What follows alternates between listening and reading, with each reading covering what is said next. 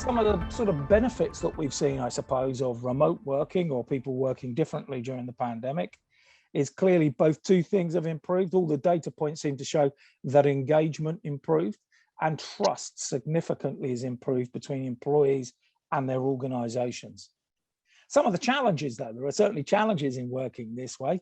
You know, how do we engage? How do we create feelings of belonging and inclusiveness when lots of people are working remotely? But perhaps that sort of bigger question is that feeling of isolation, that feeling of loss of camaraderie and belonging, as I mentioned. I'd often be going into the office thinking, well, actually, I really want to engage. I want to do some of those things that involve some of that more people contact time and working with the team.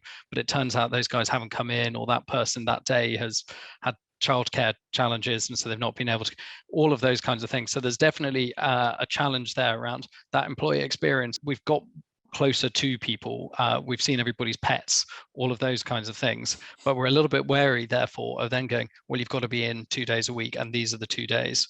Okay. And actually, I think that's something that I am talking to people a lot about, is actually the employee experience is better if you are a little bit more rigid on some of these things. How do we define what we're going to do going forward? How we deploy some kind of hybrid working?